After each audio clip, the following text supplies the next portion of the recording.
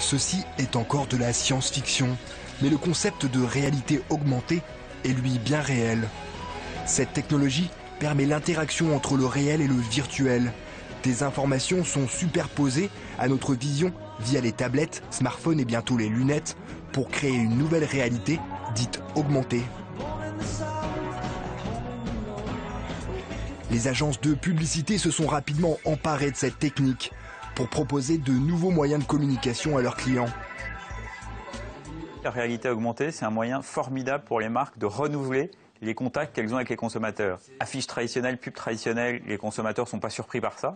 Or, quand on est surpris, on accorde plus d'intérêt. La réalité augmentée, ça surprend. Quand on a une affiche qui raconte une histoire, un présentoir dans un café qui permet de jouer, évidemment, l'impact pour un consommateur est extraordinaire par rapport à un format de pub normal.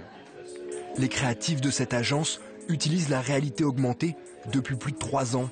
Pour cette marque de sous-vêtements, ils ont imaginé une application qui permet de déshabiller le mannequin à l'aide d'un smartphone. Grâce à l'application, je vais pouvoir voir la lingerie du modèle. C'est-à-dire qu'elle est complètement déshabillée grâce à l'application de façon un peu magique. Un nouvel outil s'apprête à démocratiser cette technique et à booster ce marché. Les lunettes à réalité augmentée du géant américain Google. Donc, ce qui va se passer, c'est que sur les lunettes vont s'afficher des informations qui vont nous servir à faire, qui vont nous aider à faire nos courses.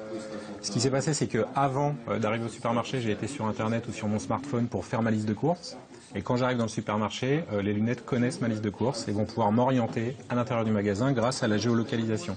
C'est-à-dire qu'à l'intérieur du magasin, je suis géolocalisé et il m'affiche le parcours optimisé pour aller faire mes courses, trouver mes produits facilement. Donc on n'est pas dans la science-fiction là. Pas du tout, en fait, c'est des technologies qui commencent à être matures. Ouais. Selon les dernières rumeurs, ces lunettes devraient être commercialisées pour le grand public courant 2014. Messages, videos or photos. Ces lunettes pourraient à terme remplacer les smartphones, caméras, appareils photo et autres GPS.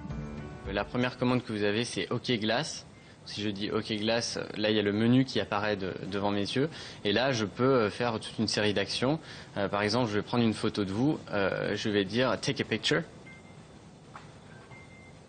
Et voilà, là j'ai une photo de vous. On peut aussi effectuer des recherches sur Google. Donc là, par exemple, je vais demander quel temps il fera demain à Paris, pour voir si j'ai besoin d'un parapluie ou pas. Donc je vais demander ça en anglais.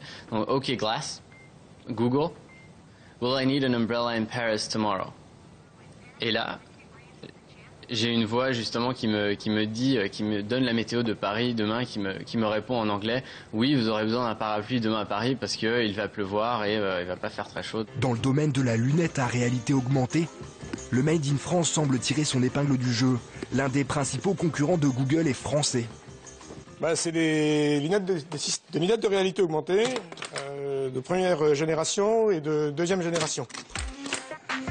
Il a même de l'avance sur le géant américain. Ces lunettes sont commercialisées depuis plus de 3 ans et ça marche. Ça préfigure l'usage d'un ordinateur futur.